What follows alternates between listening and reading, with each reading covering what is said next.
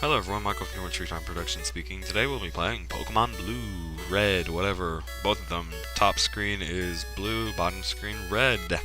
Not post-commentaring, commentaring for only red, so please enjoy. Last time we got the Pokedex. I am suspecting I am still grinding on the top screen, which is what I should be doing. Because I would like to have a Bulbasaur that is extremely high leveled and overpowered. Or Ivysaur before I get the Pokedex, obviously. And I got a town map. Woo! My sound is up very, very high. I'll pull my speakers closer so you can hear the sound from the game. Rather than making my ears bleed. You know. Walking through the grass. Doing things in the grass. Talking to the man. I already talked to him. My bad. Oh. I should do a Nuzlocke challenge. I really want to. Could always turn my walkthrough into a Nuzlocke challenge.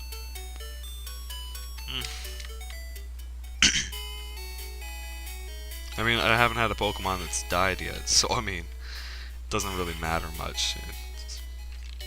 Change it at any time, really. I mean.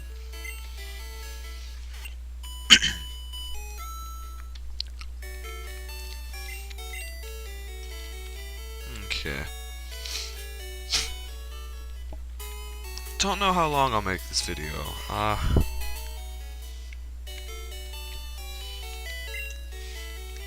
try and make it a bit longer than the last video. Obviously, the last video was, I guess it was okay. I mean, it kind of breezed by, in my opinion. I don't know, that's just me.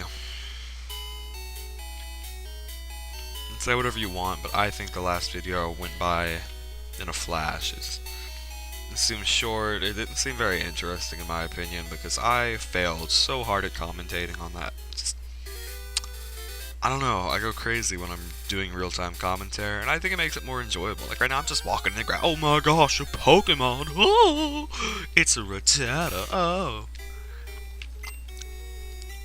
I used to call Rattatas Ratatatatas or Ratatatatas or something like that. Just there were a bunch of T's that were not in there. Then one day I read it and I'm like, dude, these things are called Ratatatatas to my friend, and then they're like, no, it's just called Rattata. I'm like, what? And I read the name and I'm like, oh my gosh. It's a Nidoran male. Kimono, use scratch, critical hit. Oh no, it leered into your soul. Kimono, once again, gouge out their eyeballs. 25 experience. Oh yes, Pokemon Emerald update here.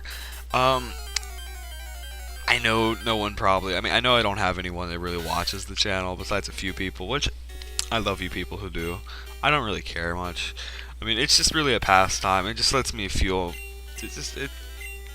video making is like a stress reliever, and it's enjoyable, and it gives you something to do in your pastime. I mean, when you have a lot of time on your hands, life can get very dull and boring, and making videos really just fills up that time, and it makes your life a little bit more enjoyable when you don't have much to enjoy. So, I mean, if anyone's actually watching these, I would suggest someday trying this, because it's really fun. It gives you something to do, obviously, and it relieves stress from everyday life. So there you go.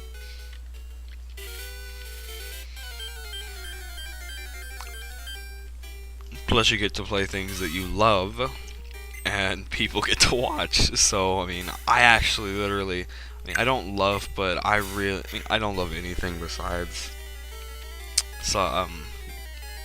Heidi, obviously, but that's not the point. Like, I like this game so much. Like, I unconditionally love this game to the point in which I've been playing it since I was 5 years old. That's 10 years now. I know, I'm not that old, whatever, but 10 years, it's a pretty long time. I mean, seriously. Level 8, thank you. To level, okay, stats here.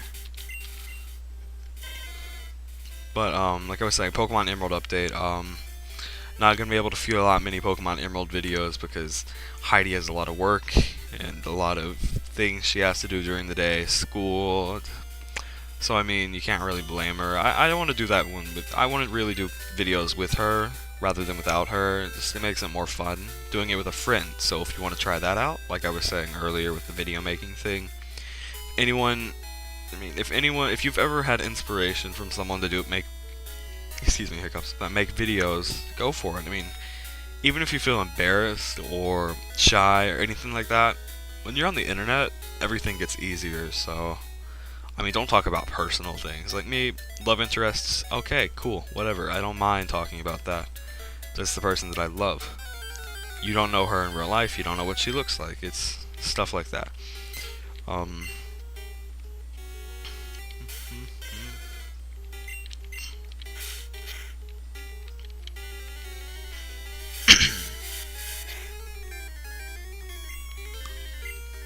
You don't know her last name, you don't know anything like that. So, I mean, whatever. That's something you can just go off with. If you want to use your first name, go for it. If you want to use a username, like if you want to name yourself, like me, I'd probably call myself Jim Jim or Starman. Something weird like that, because I'm just a weirdo. Okay. I'm not a weirdo. I'm totally normal.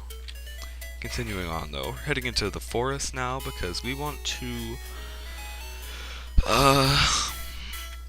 train a bit here, because Metapods give decent experience. Oh, look at that, a Pikachu. That's nice. Wow. Hold the phone. First Pokemon that I found, fudge, got a critical hit too. If this was a Nuzlocke challenge, that'd be like, oh my gosh, that would be, since I'm using Charmander, that would be like, if this was, I'm not doing one yet, I might do one in the future, because I've actually tested doing Nuzlocke challenges. I'm pretty good at them because I'm a very cautious person. I mean, normally I don't even let my Pokemon die, and from what I can tell, you can use revives in battle, not out, but in, to revive your Pokemon before it is too late. But besides that, I like keeping my Pokemon healthy. I don't like letting them die. I mean, in these walkthroughs and stuff, let's plays, whatever you want to call them, I'm like whatever to it. I let them die. Because it's a challenge. It makes it challenging later on when you don't have that Pokemon with you and you're trying to beat this person or that person, you know? But realistically, whenever I play a Pokemon game, yeah. And what I've realized is I don't really play Pokemon competitively like everyone else does, where you just EV train your Pokemon to death. I kind of like, I like experimenting. I like playing the games over and over and over, you know? I know that seems like a really weird reason, but I think that they have enjoyable stories. I mean, they don't really have that stories, more or less. They just have, should I use the word adequate gameplay? I mean, amazing gameplay in my opinion. I really don't know what to say. I mean, I just do it like that. It's pretty weird. Like, I've played Red and Blue, oh my gosh, I think 40 times now. Last time that I actually recorded a Blue video was around 30, but since then, I've played the game so many more times. Like, I'm talking about, like, beat the game. I mean, I really need to start, like, counting. I mean, I can't even count this as one.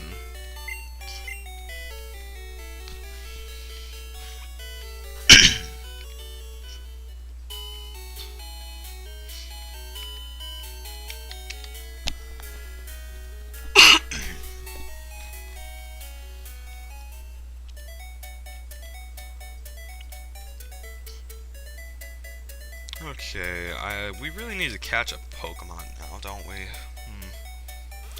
Well, there was a Pokemon that I was looking for, but I don't remember if he's a version exclusive or not. I think he's a version exclusive to Red. I'm looking for a Mankey.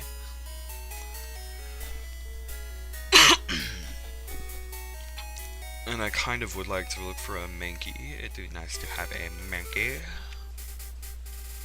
Mankey! 5, 4, 3, 2, 1. It's a Rattata. Okay, go Kimono. Do your dragon thing. Boom, and run away. Ha! No, wait, I need to level up, get experience, etc., etc. You know, it's good to grind early on. I mean, I know that both videos seem like a major grind fest right now. I should probably speed them up, really, but I don't know. I mean, the first part of the game, you're gonna have to get some levels. I mean, most people just go through the forest, catch a bunch of Pokemon, and oh, they'll have maybe a level 9 or level 10 by that point, you know, but does that really mean anything when you get to Brock and you have to backtrack and you realize, oh, he kills my Pokemon in one hit. Cool, level 14 Onyx or something, you know? Or, I mean, does it really matter then? Does it really matter that you spent 20 minutes leveling your Pokemon up to like level 13 or 14 just to win? It doesn't. It really doesn't. It actually helps a lot in the long run. It saves you time. I mean, half of the time that you spent blazing through that forest, blazing to the gym leader, it was wasted because you lost and you have to backtrack. So, like, you have to go back behind the forest sometimes, depending on what Pokemon you've caught. Like, if you catch a bug type, training in the forest is possibly the worst idea unless you evolved the Caterpie into a Butterfree and it has confusion. Then kudos to you. But what's the point in training it then? It's level 10. It has some chance against Brock. It probably has sleep powder by then. I mean, no, it doesn't. Never mind. Get it to level 13 or 14. Probably has sleep powder. Put Onyx, Geodude, whatever's bothering you, to sleep. Switch that thing out. Don't fight with it. It's a rock type. Okay? You need to learn your type differences. You need to learn what does this and that to this type of Pokemon. I mean, Onyx, I wouldn't say is a special tank, but he's probably got some hefty defense and a decent amount of special, so confusion isn't going to do much early on, because I'm pretty sure that your Caterpie, your Metapod, whatever, just evolved, okay? So obviously this guy is going to only have like maybe 10 to 25 special. And Soapy.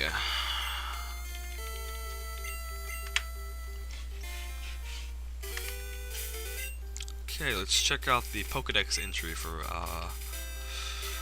let's check all the data we have.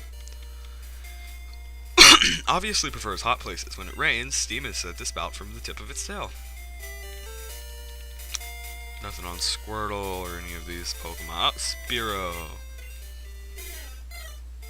Eats bugs in grassy areas. It has to flap its short wings at high speeds to stay airborne. Oh, poor Spearow. Poor Soapy. Okay, a bird type is not good for the first gym. Rock types, effective, super effective against bird types. So, you know, obviously you're not going to want a bird. I mean, you're going to want a bird type for the long run. It's not really useful against any of the gyms besides, like, I think one gym, but the gym also has poison types in it, thus making the bird type kind of useless after that, because it will take heavy damage from special attacks. So, I mean, stats just go up randomly in this game, but they're pretty good. I mean, they have like different Pokemon that can do different things still.